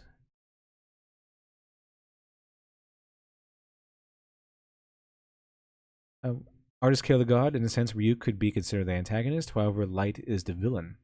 Light is the villain, and Ryuk is kind of like the overlooming ghost, kind of like the figure of Hamlet's father, like the ghost of Hamlet's father. That's the kind of role Ryuk kind of plays here, the one that sparks it all. While Hamlet is the main character, the ghost of his father is the catalyst. But it'd be interesting to see what would have happened if they did make a faithful adaptation of Death Note, a faithful, absolutely faithful adaptation of Death Note. Because you see in Japanese, usually in Japanese anime, you see that the top student, they usually are, handsome or attractive in some way. They're charismatic. They have top grades. This is a pretty common trope in anime. They probably have a seat on the student council. They might even be the student council president. All that good stuff. You don't really see this character in the West, like we've talked about. But what what Light Yagami's character, what his archetype would look like in the West, would be a jock football player who is also as smart as the nerd archetype, which is interesting. You don't really see this in the West, so that's why I think it would be so interesting. And oddly enough, if the creators wanted to do something new, something fresh, something that would be different, make Death Note's Netflix have its own identity, they should have gone with that route. They should have gone with something new, or at least unusual. They should have had the jock be smart, and then he be the one who gets the Death Note. A Born Enthusiast, what is and is there a difference between an antagonist and a villain? Well, yeah, the antagonist is the one who poses the central character. So if you have a villain protagonist, for example, L is the antagonist, technically speaking, in Death Note. A villain is the one who is doing the bad stuff. So as Light is the villain protagonist, he's the one doing the bad stuff. He's the villain of the story. He's also the protagonist. The antagonist is the one who opposes the main character. And Light being the main character, L, and later on, I believe Nier, they become the hero antagonist. But if you had if they went this direction with Netflix's Death Note, it would be interesting because you don't really see this in the West. Just imagine for a moment if he had like this handsome, charismatic, square chin football jock who's just getting scholarship from offers from the top colleges, not only for his athletic ability, but for his grades, his intelligence. You remember Light Yagami was also really good at tennis. I think he was a tennis champion. Maybe this Light Turner could have been a football champion, like captain of the football team. And then it would make sense for the captain of the cheerleading team to try to get in a relationship with him. But you would also have to have that determination. He should be, as they say in John Wick, a man of focus. And so when he should have been righteous, his dad should have been like maybe a politician. To get away from, make it a little bit more different. Maybe his dad was this righteous politician. And of course, in the Netflix version, one of his parents is dead, because if you're in the West and have a main character, one of their parents is usually dead. But what if he had both parents? That would be different. What if his dad was a popular politician, and what if his mom was like maybe a CEO, someone popular and powerful in her own right, and he comes from a very righteous family. And then he picks up Death Note. It'd be really interesting if you were like a religious, like if he was Christian. Because Light Yagami wasn't really, his religion never came into anything. When a Western setting, especially if the setting is in America, then religion would probably play a factor. It should probably play a factor. So what if this new Light Turner, was a Christian? See, the Born Enthusiast, Light is the villain and the protagonist, Light is the antagonist and the hero. Quite a twist. Oh yeah, it's the kind of a play there. Usually, protagonist and hero go hand in hand, but when you have a reversal like this, when you have a villain protagonist, the difference becomes more apparent. You can even have a hero be a protagonist, and have the antagonist be another hero. You kind of see this in Deadpool, the first Deadpool movie, where Colossus kind of was opposing Deadpool. And even if you call Deadpool a hero, then the antagonist would be another hero in that scenario. The same old resin, antagonist just opposes the protagonist. Yeah. They don't have to be bad to fill that role, or just kill the god. Just imagine for a moment a Full Metal Alchemist adaptation with a Markiplier. as a substitute dad character in the series. You know, from the meme. Support enthusiasts. Very interesting. Yeah, they kind of are easy to mix up sometimes because some people do use those terms interchangeably. But you just have to remember that when you're talking about the protagonist, you're talking about the main character, and when you're talking about the antagonist, you're talking about the main opposition to the main character, whether they be villain or hero. So I mean, back to the what could have been was that maybe this new light would have been a Christian. And it'd have been interesting considering how many religious themes were in the original Death Note and how much this would conflict with his sense of morals. Maybe he might use his religion to justify it. Maybe he says, okay, I'm righteous, my family's righteous, and who better than me to pass judgment on everyone else? Because that would be his ego coming in. It would have been very interesting to see what would happen. What could they play with? But of course, I mean, he probably wouldn't be religious at all. He probably would have been an atheist because, again, writers from LA, even if they had the fortitude to change the character this much, to mess with the traditional American archetypes this much, they probably would have made him some sort of atheist. Because they probably, I don't know, they might either hate religion, they want to mess with it, or what have you. But it would have been far more bold to have him be a Christian or some sort of religious person, and then have the Death Note fall into his hands, where he has the power of God, the power of life and death. But they didn't. But then again, you could have, let's see, and then the Misa character.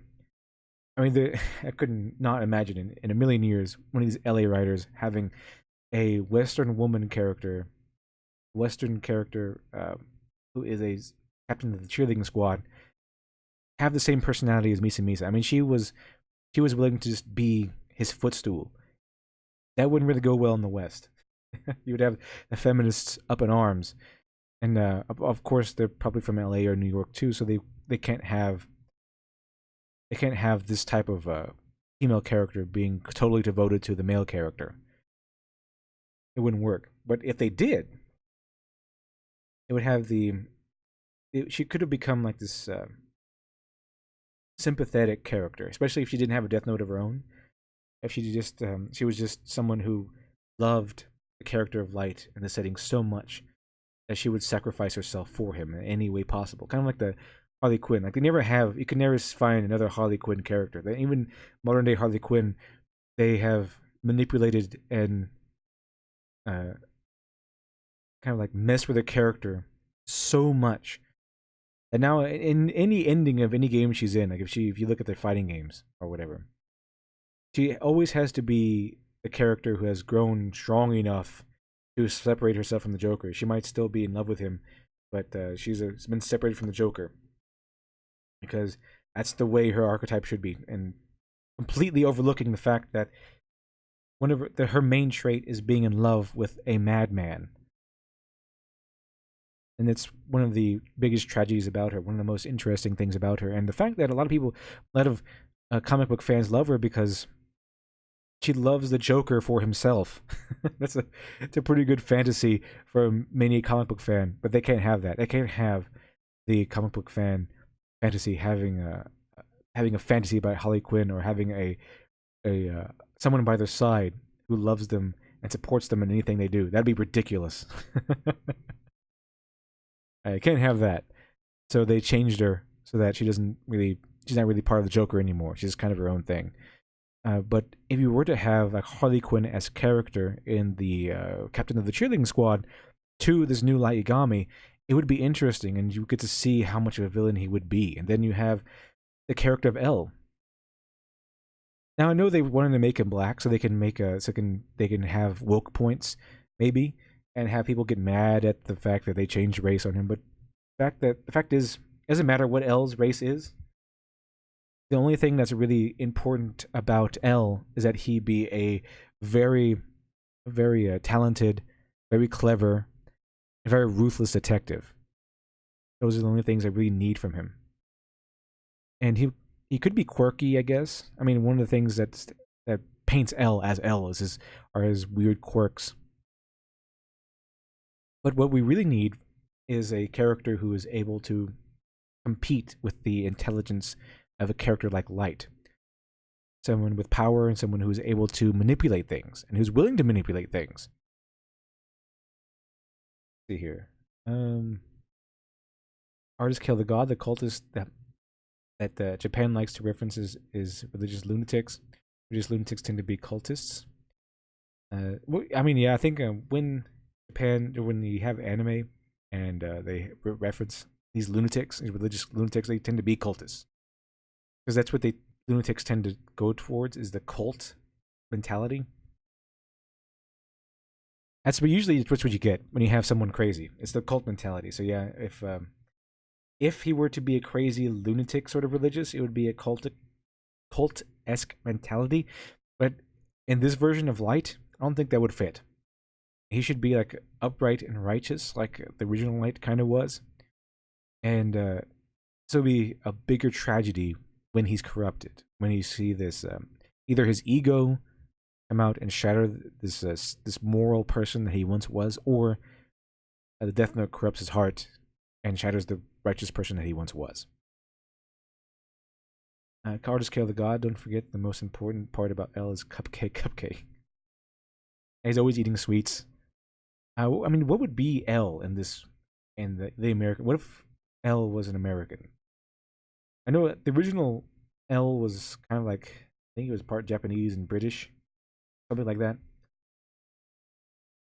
What if you had a American L? What would he be like? It'd be an interesting thing to see. I mean, he would be reclusive. He should still be reclusive, have that identity hidden, because that's actually part of one. That's actually a fundamental part of the story that Light cannot kill L to begin with because he doesn't know L's real name and he doesn't know what L looks like. So he should still have that mystery, him just hiding behind the letter L.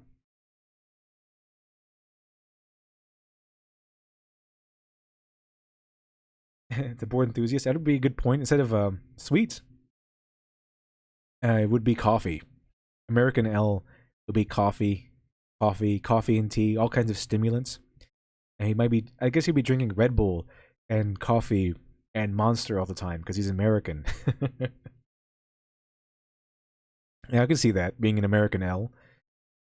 And he would have, I guess, he would basically be Sherlock. Like if you just bring in Sherlock, because Sherlock is the Western version of L. If you were to write L in the Western style, it would pretty much be Sherlock, or maybe Monk, but I'd rather go with Sherlock. Oh yeah, of course he has board enthusiast. Of course he has to be eating cheeseburgers, Monster, Red Bull, all the good stuff, all the good stuff. That'd be fantastic. That would be completely and utterly fantastic. But I mean, there's so much potential here, so much potential. It's wasted. How much? I mean, it would have been so interesting if we got even if they copied the original story of L versus Light, it would have been incredibly interesting. See what an American Light, an American L would look like in the setting of Death Note.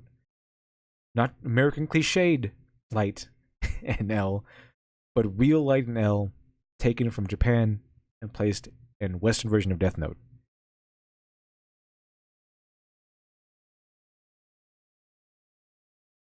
Hey, Samuel Dresden. Yeah, I think Sherlock is pretty good L parallel. Me too. I think he'd be a better L parallel than Monk would. Artist kill the god. Give him a fedora at that point. Just make L like a neck beard. He kind of is. He's kind of a Japanese version. He's kind of a. They basically took a NEET and then just gave him super intelligence. Kind of if a NEET became useful. So I guess if you really wanted to be honest to the essence, you would make the American L a neckbeard who is actually useful.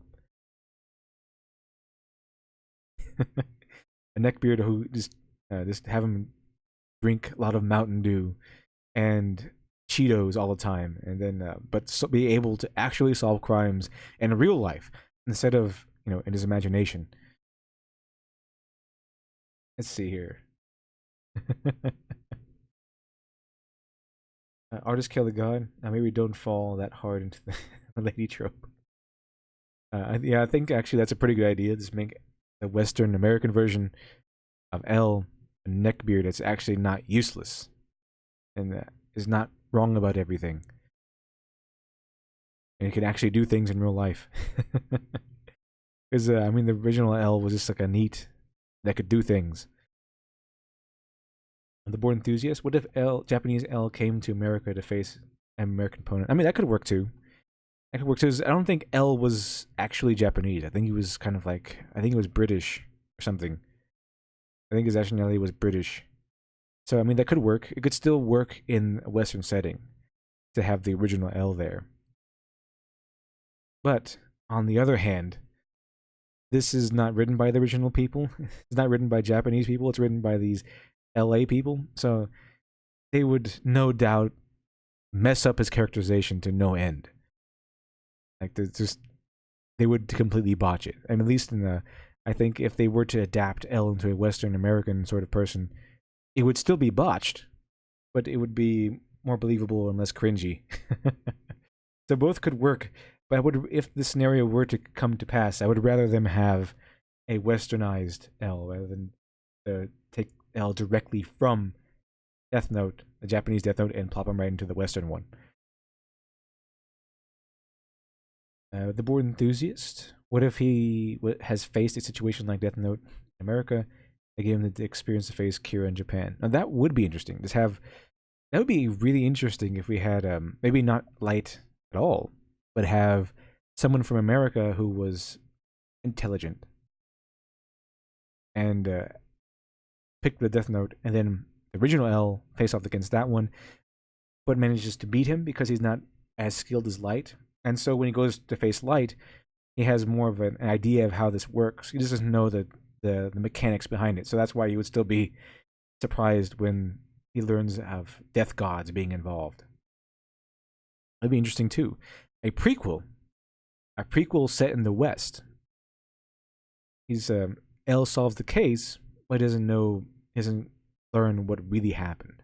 Maybe the original Death Note that carrier had was burned or something. Because remember, in the original anime, the original series, it was, I think, Ryuk lost his first Death Note, got another one, and then dropped that one. That's the one Light picked up. So what happened to his first one? What happened to his first Death Note? And it's obvious that he has done this before. So, I mean, this could have been a prequel. The Death Note being dropped in America, someone picking it up, and the original L facing it. And then facing in Kira again in the East. And that would be really interesting. There's so many ways. There's so many routes and concepts and scenarios that these writers could have gone with, but didn't. They just didn't. They wanted to talk a big game and then just be lazy. So much missed opportunity here. There's so much missed opportunity here. It's quite frankly insane. I think I'm going to go ahead and end the stream here. A lot of good ideas came from this stream. Very interesting. I'm glad everyone in chat seemed to be involved, be excited.